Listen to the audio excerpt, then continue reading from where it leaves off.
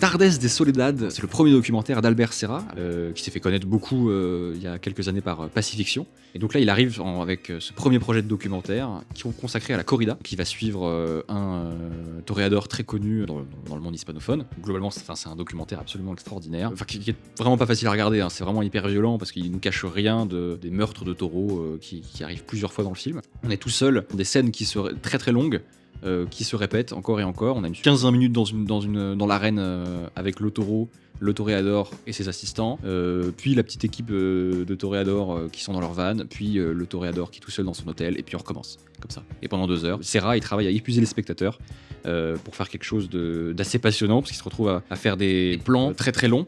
Et au sein même de ces plans très très longs, on va avoir un moment où on est vraiment en empathie avec le taureau, avec l'absurdité, la cruauté et la violence de ce qu'il vit.